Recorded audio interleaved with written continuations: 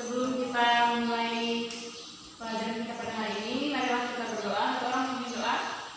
Giri. Oh iya, saya kan kakak kelas, saya lupa pulang. Sebelum kita belajar, marilah kita berdoa menurut agama yang kita mengerti berdoa dulu. Doa saya. Oke, terima kasih Giri. Sama-sama Ibu. Sebelumnya Ibu absen dulu. Yulita, ada Bu. Oke, Dominika Santi, ada Bu. Saya Bu. Giri Afrika, Ibu belum baca kamu udah ada gimana? Oke, hadir semua ya. Jadi hari ini kita akan membahas materi tentang sistem hukum dan peradilan di Indonesia. Sebelumnya Ibu akan menampilkan video. Silakan videonya dicermati dan dipahami. Kalau bisa dicatat, karena nanti Ibu akan memberikan kupon, kalian akan berbicara tentang video yang sudah kalian tonton. Oke.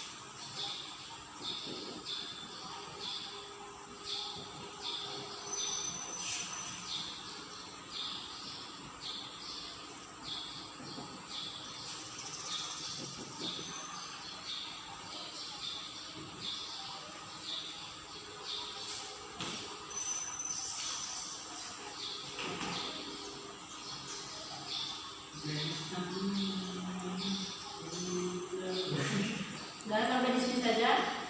Sebenarnya hanya sampai pada hakim tadi yang menyidangkan seorang wanita terkait dengan kasus yang terjadi pada wanita tadi. Oke, kita masuk kepada pembahasan pertama. Jadi hari ini Ibu akan membahas 3 pokok bahasan. Yang pertama itu adalah sistem hukum di Indonesia. Yang kedua tentang bagaimana kita mencermati sistem peradilan di Indonesia. Dan yang ketiga itu adalah mengambilkan sikap yang sesuai dengan hukum yang berlaku di Indonesia. Kita masuk pada materi yang pertama, yaitu tentang sistem hukum di Indonesia. Hukum itu apa menurut kalian? Peraturan, betul? Apalagi? Gary? Hukum itu keadilan. keadilan. Kita hukum itu orang yang salah. Oke, betul betul. Jadi ada seorang filsuf, dia pernah mengatakan bahwa hukum itu ibaratnya pagar di sebuah taman kebun, di sebuah kebun binatang. Jadi pagar itu adalah pembatas antara luasnya hewan yang ada di dalam kebun binatang dengan manusia. Seorang pengunjung akan merasa aman jika ada pagar yang berada di kebun binatang. Kalau tidak ada pagar, kita bisa bayangkan apa yang akan terjadi. Oke, nah sama halnya dengan hukum. Hukum itu adalah sesuatu yang bisa membuat manusia itu aman dalam kehidupannya. Kita bisa bayangkan jika di Indonesia tidak ada hukum, apa jadinya? Kacauan, tidak ada kejelasan. Manusia bisa melakukan apa saja yang dia mau, bisa melakukan kekerasan seberapa besar pun, seperti apa yang dia mau, seperti apa yang dia kehendaki jika tidak ada hukum di Indonesia. Nah, dari contoh-contoh di atas, dari pendapat filsuf yang disampaikan tadi, kita dapat menyimpulkan bahwa hukum itu adalah aturan, tata tertib yang dijadikan kaidah hidup atau pedoman dalam kehidupan masyarakat. Oke, nah hukum ini dapat dibagi menjadi dua. Yang pertama, hukum berdasarkan sumber. Berdasarkan sumber.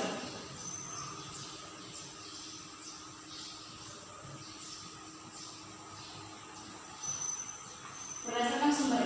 Yang pertama, hukum undang-undang. Hukum undang-undang ini adalah hukum yang dibuat berdasarkan peraturan undang-undang. Yang kedua, hukum kebiasaan.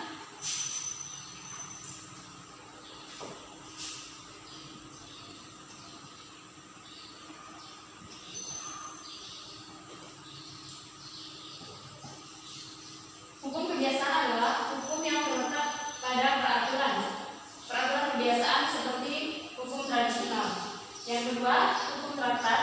Yang ketiga, hukum traktat. Hukum traktat adalah hukum yang diterapkan oleh negara-negara dalam suatu perjanjian antar negara. Contohnya Indonesia melakukan hubungan atau perjanjian dengan Amerika Serikat atau negara-negara di luar Indonesia. Nah, itu termasuk dalam hukum traktat. Dan yang keempat itu adalah hukum jurisprudensial, yaitu hukum yang terbentuk karena putusan hakim. Nah, yang pertama ini berdasarkan sumber. Yang kedua itu Yang kedua itu berdasarkan tempat berlakunya. Berdasarkan tempat berlakunya itu ada 4. Yang pertama itu hukum nasional. Hukum nasional itu adalah hukum yang berlaku di dalam negara untuk lingkup Indonesia sendiri. Yang kedua, hukum internasional. Hukum internasional adalah hukum yang berlaku antar negara seperti yang saya contohkan tadi, antara Indonesia dengan Malaysia, antara Indonesia dengan Amerika dan negara-negara lain yang berada di luar Indonesia. Yang ketiga, hukum asing adalah hukum yang berlaku di wilayah negara lain. Dan yang keempat adalah hukum gereja. Nah, hukum gereja adalah hukum yang berlaku untuk orang-orang yang memegang memegang ajaran gereja. Contohnya itu juga berkaitan dengan keagamaan. Oke, yang selanjutnya itu tata hukum yang ada di Indonesia. Karena kita membahas tentang sistem hukum di Indonesia, yang selanjutnya adalah tata hukumnya. Tata hukum itu apa? Menurut pendapat kalian? Tata hukum. Struktur dari hukum. Struktur hukum, ya. Ada lagi? Oke, tata hukum. Ya. Jadi tata hukum adalah, kalau di Indonesia itu tata hukumnya memegang hukum positif atau hukum yang berlaku di suatu negara dari zaman dulu hingga saat ini. Jadi Indonesia memegang hukum positif, dia berbeda dengan negara-negara yang lain. Selanjutnya, tujuan dari tata hukum Indonesia itu untuk mempertahankan dan memelihara serta melaksanakan tata tertib hukum bagi masyarakatnya. Tata hukum merupakan keseluruhan peraturan hukum yang diciptakan oleh negara dan berlaku bagi semua masyarakat Indonesia yang berpedoman pada Undang-Undang Dasar tahun 1945. Nah, kalian pernah menonton atau melihat suatu persidangan di TV mungkin? Seperti yang sudah ditayangkan di video tadi. Nah, itu merupakan salah satu sistem yang dipegang di Indonesia. Jadi Indonesia ketika ada seseorang melakukan pelanggaran atau kejahatan, dia akan disidangkan seperti demikian. Itu akan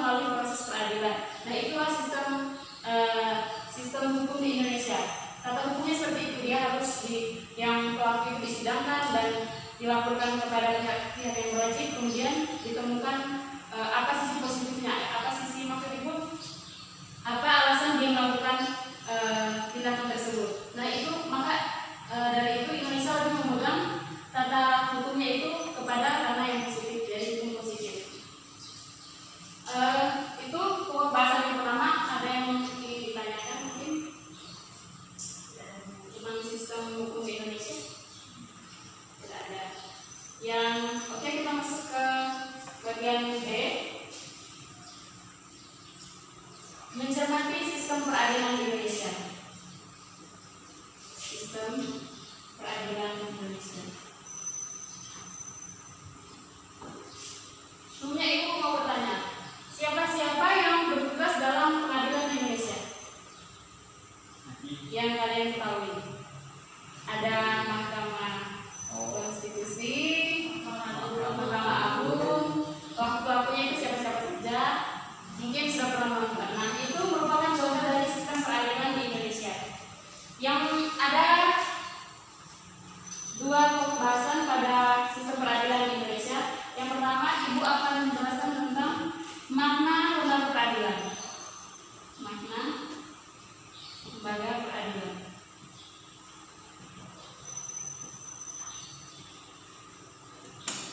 Lembaga peradilan itu merupakan wahana bagi setiap rakyat untuk mencari keadilan, untuk mendapatkan haknya sesuai dengan ketentuan hukum yang berlaku. Nah, makna lembaga keadilan itu tidak terlepas dari perwujudan kekuasaan kehakiman. Ini diatur sesuai dengan undang-undang yang berlaku, yaitu Undang-Undang Nomor 48 Tahun 2009. Yang kedua, dasar hukum lembaga peradilan. Nah, lembaga peradilan ini ada dasar hukumnya.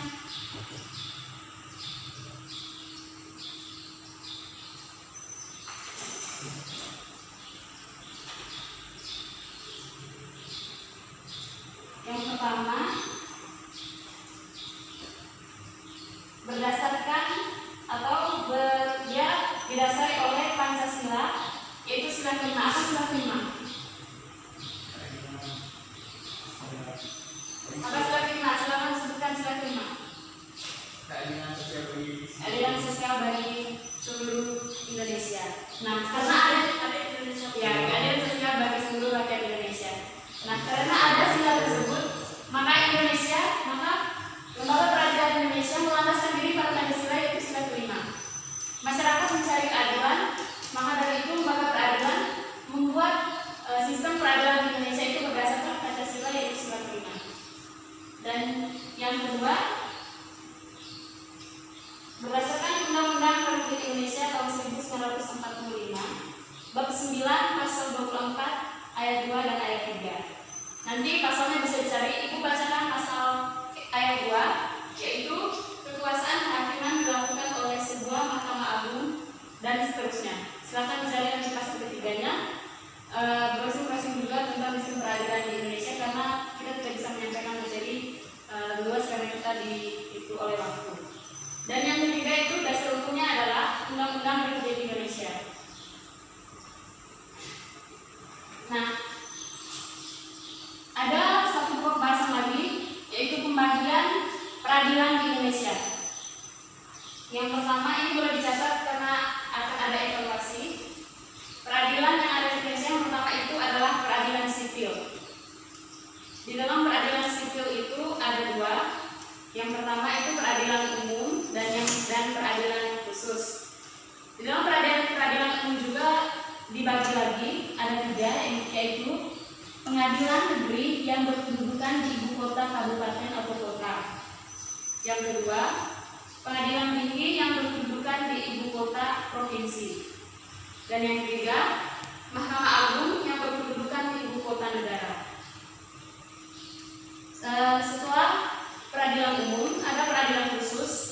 Peradilan khusus ini dibagi menjadi 4. Yang pertama, peradilan agama. Yang kedua, peradilan syariat Islam. Itu terletak di negara Aceh, di daerah Aceh maksud ibu. Dan yang ketiga, peradilan tata usaha negara. Yang keempat adalah peradilan Mahkamah Konstitusi. Nah, yang kedua ada peradilan militer. Peradilan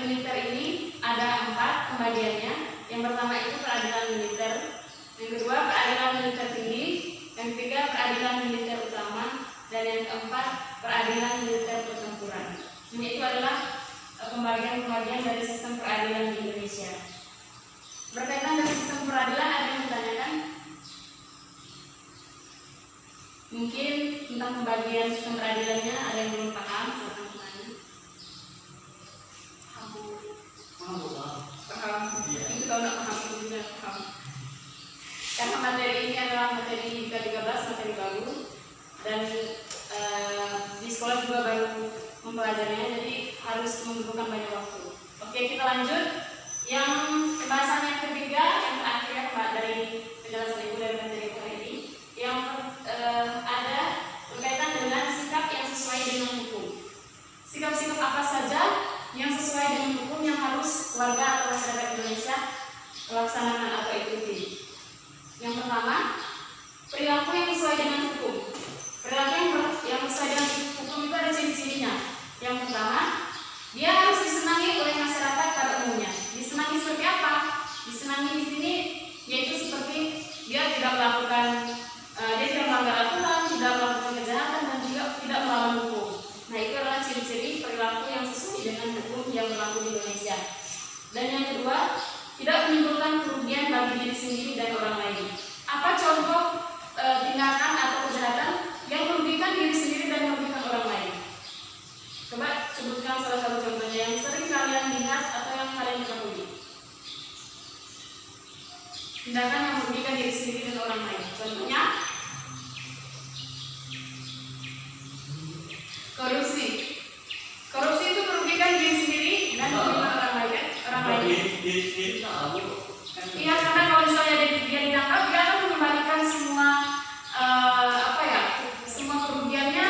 Dia akan dimiskinkan kalau di Indonesia. Nah, itu merugikan diri sendiri dan juga merugikan orang lain. Ya, kan? Kalau merugikan, apa mereka melakukan? Karena pada awalnya itu membahagiakan, korupsi itu membahagiakan mereka mengambil barang uang, mereka makan, itu semua diketahui. Tapi ketika sudah diketahui, itu merugikan diri sendiri dan juga merugikan orang lain. Ibu tahu dari mana? Ibu, ya kita bisa memainkan logika gitu. Jangan-jangan ibu melakukannya. Ibu korupsi di keluarga itu sendiri. Oke, ya contohnya korupsi. Nah, itu merupakan tindakan yang dilarang di Indonesia. Itu adalah kejahatan yang termasuk dalam kejahatan tinggi. Korupsi itu bisa dihukum mati kalau sudah melebihi kapasitas yang sudah ditentukan di dalam undang-undang. Dan yang ketiga itu ada perilaku yang sesuai dengan hukum itu tidak menyinggung perasaan orang lain. Yang keempat, menciptakan keselarasan. Yang kelima, mencerminkan sikap sadar hukum. Dan yang keenam, mencerminkan kepatuhan terhadap hukum. Kepatuhan terhadap hukum itu contohnya yang seperti apa jadi? Patuh terhadap hukum yang berlaku di daerah kita atau di masyarakat yang kamu ketahui itu apa?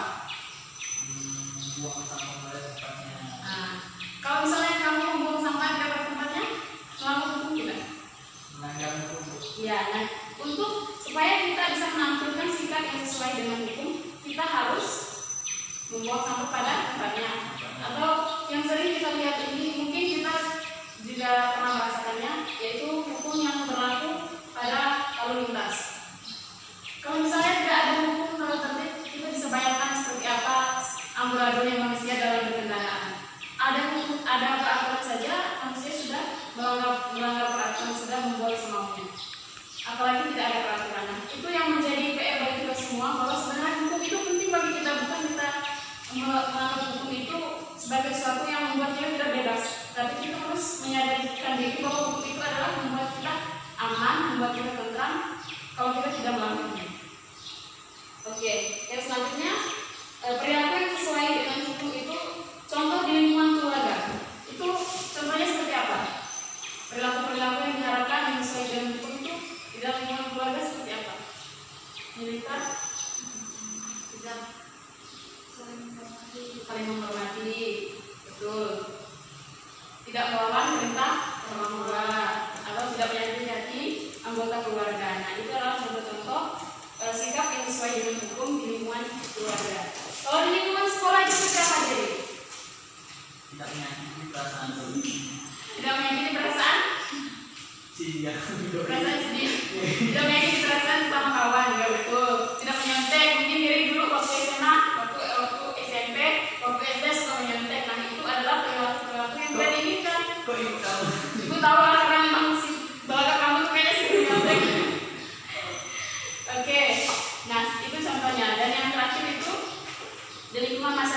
dan di kehidupan berbangsa dan bernegara. Dalam kehidupan berbangsa dan bernegara, sikap yang diharapkan yang sesuai dengan hukum itu adalah seperti membayar pajak, tidak melanggar peraturan, dan mengikuti tata tertib atau peraturan-peraturan yang dibuat oleh pemerintah. Oke, jadi pembahasan ibu tadi ada 3. Yang pertama apa? Sistem Indonesia. Yang kedua, Sistem peradilan Indonesia. dan yang terakhir apa tadi? Yaitu Sikap yang sesuai dengan hukum yang berlaku di Indonesia. Nah, dari ketiga ini ada yang mau ditanyakan? Oke, kalau tak ada yang ditanyakan, kita masuk ke paragraf. Jadi hari ini ibu menggunakan model pembelajaran time token. Jadi ibu ada 3 kupon maksud ibu yang akan bagikan kepada kalian. Kupon ini akan dipegang oleh 1 orang. Nanti ibu akan menyuruh kalian untuk maju ke depan. Enggak sampai di depan aja, karena kita mungkin sudah nyamankan. Jadi pakai dulu saja, silakan berbicara atau menyampaikan pendapat Anda tentang hukum berdasarkan video yang sudah ada Anda tonton tadi dan juga berdasarkan materi yang sudah dijelaskan tadi. Waktunya 1 menit. Kalau misalnya belum sampai 1 menit kalian berhenti, maka akan dapat giliran selanjutnya lagi. Pokoknya berbicara harus sampai 1 menit. Nanti ibu pegang waktunya. Oke, kita sepakat ya? 1 menit. Iya bu. Oke.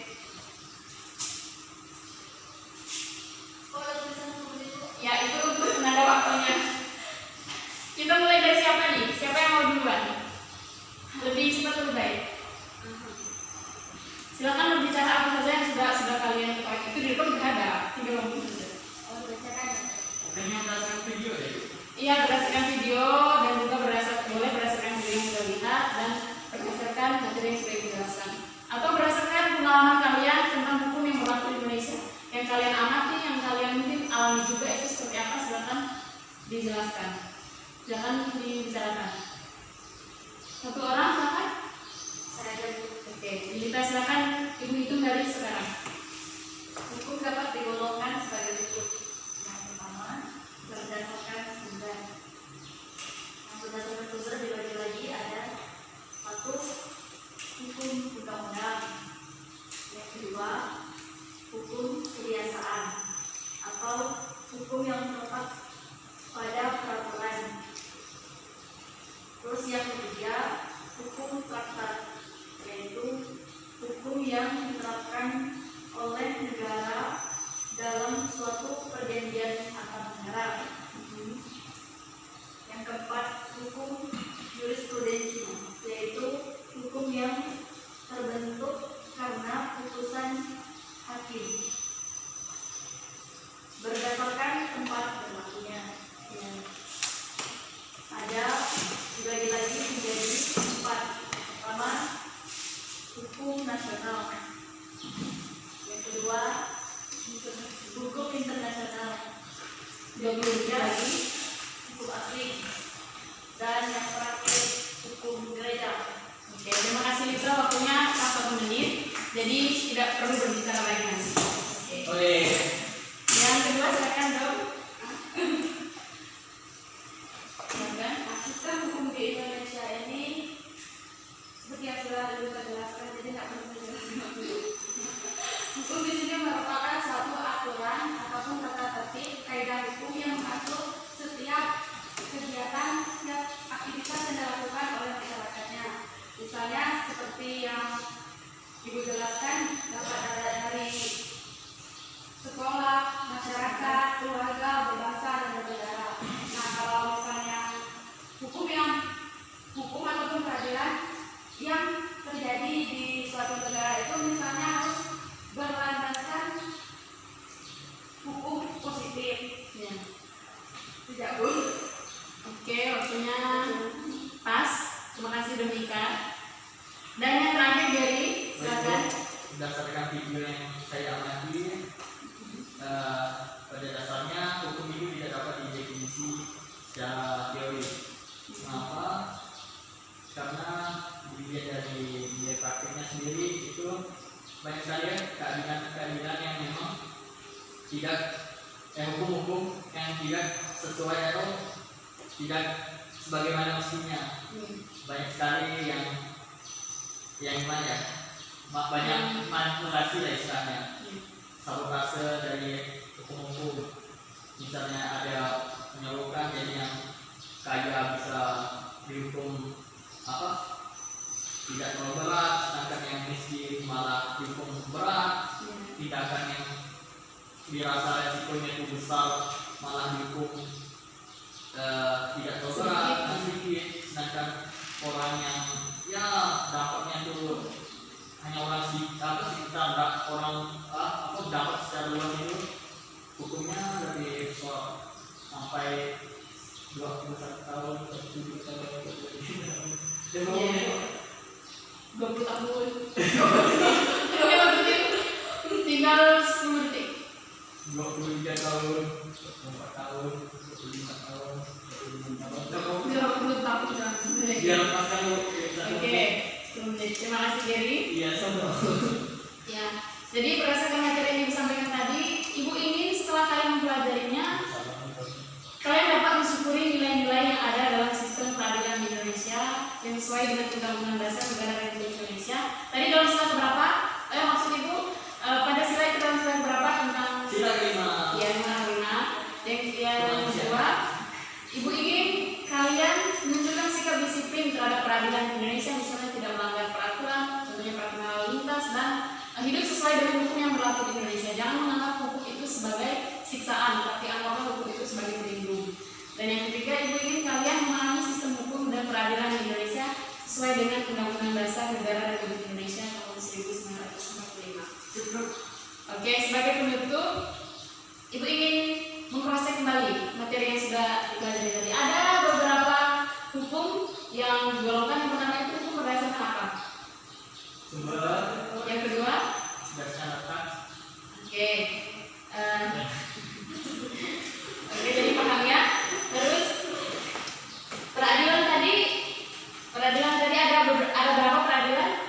Ada 5. Ada 2 peradilan. Yang pertama itu peradilan sipil dan yang kedua peradilan militer. Nah, silakan dibahas. Silakan dipelajari lebih lanjut lagi. Silakan buka jurnal atau buka buku tentang sistem peradilan di Indonesia supaya kalian memahami nilai-nilai yang berada di dalam sistem peradilan di Indonesia. Oke, Ibu rasa itu saja materi yang dapat disampaikan. Bukunya silakan dibawa.